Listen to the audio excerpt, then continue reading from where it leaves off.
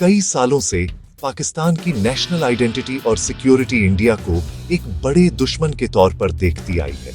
इस सोच ने मिलिट्री खर्च से लेकर लोगों की राय तक सब कुछ तय किया है, जिससे जब भी देश में कोई प्रॉब्लम आती है तो इंडिया को ही ब्लेम किया जाता है। लेकिन जब लीडर्स ईस्टर्न बॉर्डर पर ध्यान दे रहे हैं तो एक और भी बड़ा खतरा देश के अंदर ही बीआरएच रहा है, क्लाइमेट चेंज। पुरानी एनिमी अब एक डिस्ट्रैक्शन बन गई है जो पाकिस्तान को उस एनवायरमेंटल क्राइसिस से अंधा कर रही है जो उसके अस्तित्व को ही खतरे में डाल रही है। क्लाइमेट चेंज अब पाकिस्तान के लिए कोई दूर की चिंता नहीं है। यह अब कोई भविष्य की चेतावनी नहीं, बल्कि आज की सच्चाई है। हर शहर, हर गांव, हर परिवार इसकी चपेट में है। यह तो रोज की रियलिटी है।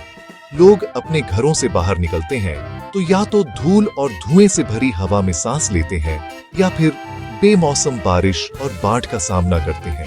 गर्मी की लहरें अब आम हो गई हैं और बिजली की कटौती ने मुश्किलें और बढ़ा दी हैं। बाढ़ ने पूरे रीजन्स को डुबो दिया है।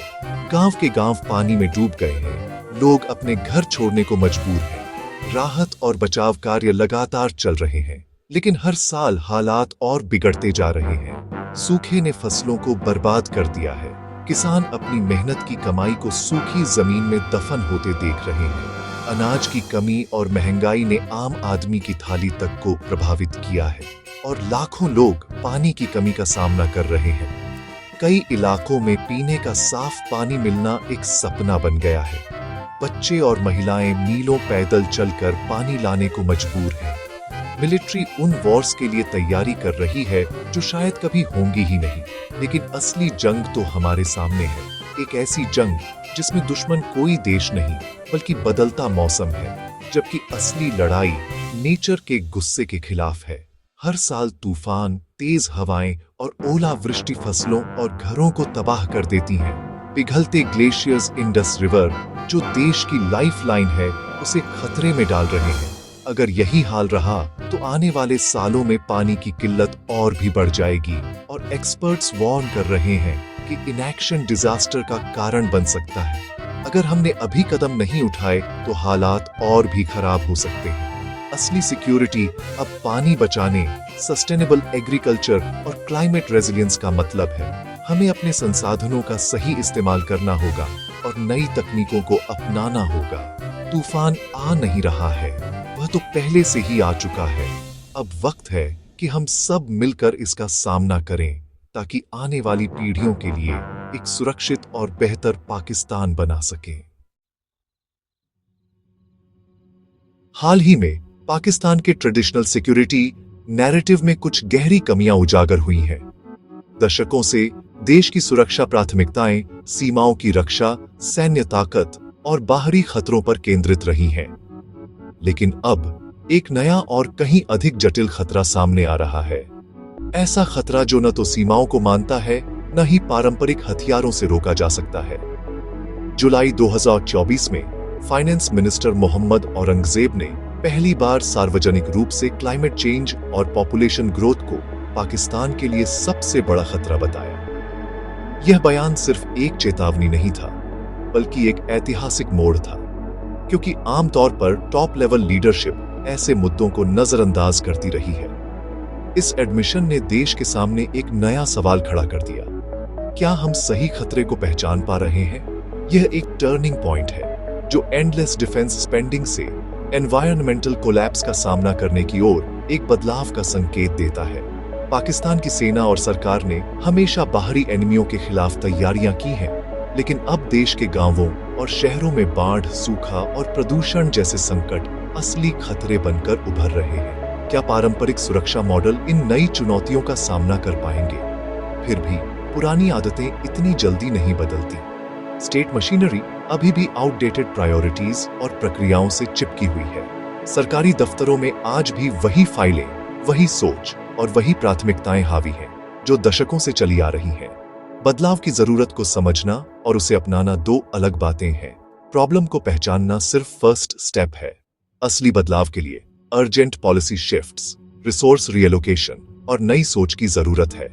पॉलिसी मेकर्स को अब यह तय करना होगा कि सीमित संसाधनों को कहां और कैसे लगाया जाए। क्या पारंपरिक सुरक्षा पर या उन खतरों पर जो हर नागरिक की जिंदगी को प्रभावित कर रहे हैं?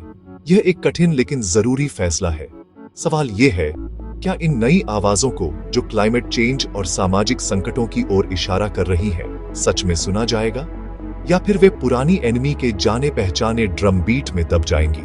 पाकिस्तान के लिए यह एक निर्णायक मोड़ है, जहां उसे तय करना है कि वह अतीत की छाया में रहेगा या भविष्य की चुनौतियों का सामना खुले दिल और दिमाग से करेगा।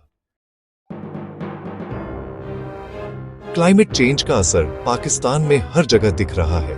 बाढ़ में डूबे गांव, सूखे खेत और खराब होती फसलें।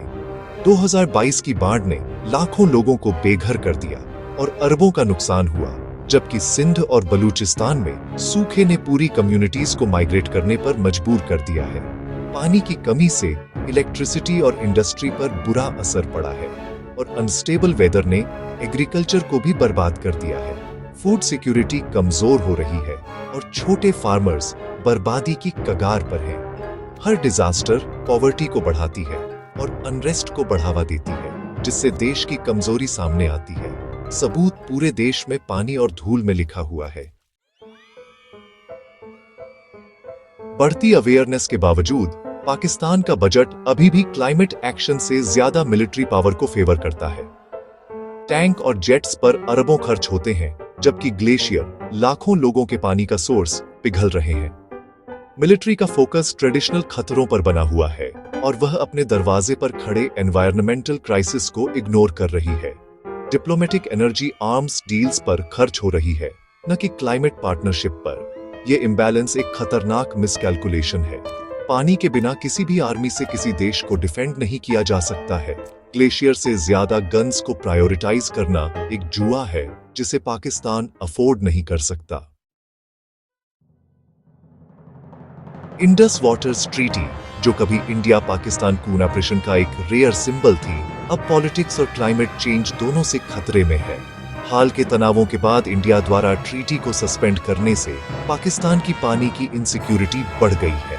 पिघलते ग्लेशियर जल्द ही रिवर फ्लो को कम कर सकते हैं, जिससे ट्रीटी की बुनियाद ही कमजोर हो जाएगी। यह एग्रीमेंट, जो एक अलग दौर के लिए बनाया गया था, आज की क्लाइमेट रियलिटीज के लिए सही नहीं है। जैसे जैसे पानी की कमी होगी, कॉन्फ्लिक्ट का खतरा बढ़ेगा। पाकिस्तान का सर्वाइवल इस नए अनप्रेडिक्टेबल फ्यूचर के हिसाब से ढलने पर डिपेंड करता है। जैसे जैसे इंडस क्राइसिस गहरा रहा है, चाइना दखल दे रहा है, पाकिस्तान को वाटर इंफ्रास्ट्रक्चर और यहां तक कि मीडिएशन में हेल्प करने की ऑफर दे रहा है।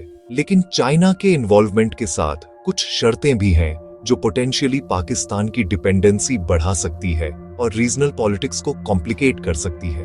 बीजिंग का अपना dam building record environmental concerns बढ़ाता है और उसका मीडिएशन शायद उसके इंटरेस्ट्स को फेवर करेगा। ये डिस्प्यूट अब सिर्फ बायलैटरल नहीं है, यह अब ग्रेट पावर राइवलरी के लिए एक स्टेज है।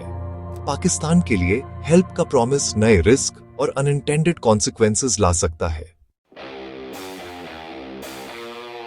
पाकिस्तान की मिलिट्री लीडरशिप डिफेंस डिप्लोमेसी पर फिक्स्ड है, हार्डवेयर दिखा रही है और अलायंस बना रही है, खासकर चाइना के साथ। ये कोल्ड वॉर माइंडसेट रिसोर्सेज को असली क्राइसिस क्लाइमेट चेंज से डाइवर्ट करता है। सोचिए, अगर वही एनर्जी क्लाइमेट फाइनेंस सिक्योर करने या वाटर कंजर्वेशन एफर्ट्स को लीड करने में लगती। इसके बजाय देश अपने आर्सेनल को चमका रहा है, जबकि उसका एनवायरनमेंट बर्बाद हो रहा है। कोई हथियार बांट या सूखे को नहीं रोक सकता। असली सिक्योरिटी अब पानी, भोजन और एनवायरनमेंट की रक्षा करना है। पाकिस्तान आज एक ऐसे चौराहे पर खड़ा है जहां से हर रास्ता उसके भविष्य की दिशा तय करेगा। एक तरफ दशकों पुरानी एनिमी और सीमा पर तनाव है जो देश की सोच और नीतियों को लगातार प्रभावित करता रहा है। दूसरी तरफ एक अदृश्य और कहीं ज्यादा खतरनाक दुश्मन है जिसे अक्सर नजरअंदाज कर दिया जाता है। पाकिस्तान अब भी भारत के साथ अपनी पुरानी एनिमी और सीमा विवादों में उलझा हुआ है। हर साल अरबों रुपए सुरक्षा और हथियारों पर खर्च होते हैं, जबकि असली खतरा कहीं और से आ रहा है। क्लाइमेट चेंज पाकिस्तान के भीतर ही तबाही मचा रहा है। अचानक आई बाढ़ें, रिकॉर्ड तोड़ गर्मी और लगातार बदलता मौसम लाखों लोगों की जिंदगी को प्रभावित कर रहा है। असली दुश्मन सीमा के पार नहीं, बल्कि हमारे अपने घरों, खेतों और शहरों में छुपा है। यह दुश्मन न तो वर्दी पहनता है, न ही हथियार उठाता है, लेकिन इसकी मार सबसे गहरी है। बढ़ती बाढ़ें, सूखती नदियां और पानी की किल्लत, ये सब मिलकर पाकिस्तान के लिए एक नया संकट खड़ा कर रहे हैं। कभी लबालब बहने वाली नदियां अब या तो सूख रही हैं या बेकाबू होकर शहरों को डुबो रही है। खेतों में फसलें सूख रही हैं, किसान अपनी मेहनत की कमाई खो रहे हैं और खाद्य सुरक्षा पर बड़ा खतरा मंडरा रहा है। ये संकट सिर्फ ग्रामीण इलाकों तक सीमित नहीं, बल्कि पूरे देश को अपनी चपेट में ले रहा है। इंडस वाटर ट्रीटी, जो कभी पाकिस्तान की जीवन रेखा थी, अब कमजोर पड़ती जा रही है। पानी के बंटवारे को लेकर अनिश्चितता बढ़ रही है, जिससे देश की अर्थव्यवस्था और समाज दोनों पर असर पड़ रहा है। चीन की एंट्री और बड़े बड़े प्रोजेक्ट्स ने हालात को और जटिल बना दिया है। अब पानी, जमीन और संसाधनों की लड़ाई में और भी ज्यादा खिलाड़ी शामिल हो गए हैं।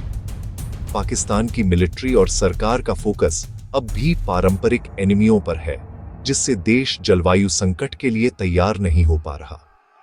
पुराने हथियार और रणनीतियां इस नए खतरे के सामने बेकार साबित हो रही हैं। लेकिन एक नई पीढ़ी है जो बदलाव की मांग कर रही है। युवा, एक्टिविस्ट्स और आम नागरिक अब जलवायु संकट को पहचान रहे हैं और सरकार से ठोस कदम उठाने की मांग कर रहे हैं। समय बहुत तेजी से निकल रहा है। पाकिस्तान के भविष्य का फैसला मिसाइलों या टैंकों से नहीं, बल्कि इस बात से होगा कि वह अपने पानी, जमीन और पर्यावरण को कैसे संभालता है। जल संरक्षण, टिकाऊ खेती और पर्यावरण की रक्षा, यही असली लड़ाई है जिसे पाकिस्तान को लड़ना होगा। अगर आज कदम नहीं उठाए गए तो आने वाली पीढ़ियों के लिए हालात और भी मुश्किल हो जाएंगे। देश भर में लोग जागरूक हो रहे हैं, आंदोलन कर रहे हैं और सरकार पर दबाव बना रहे हैं कि वह जलवायु संकट को प्राथमिकता दे। यह लड़ाई अब हर पाकिस्तानी की है, लेकिन हमें यह भी समझना होगा कि यह दुश्मन हमने खुद बनाया है। प्रदूषण, लापरवाही और संसाधनों की बर्बादी ने इस संकट को जन्म दिया है। घड़ी लगातार टिक टिक कर रही है और हर बीतता पल हमें चेतावनी दे रहा है कि समय बहुत कम है। सवाल यह है, क्या पाकिस्तान समय रहते जागेगा या फिर अपने ही बनाए दुश्मन के आगे घुटने टेक देगा?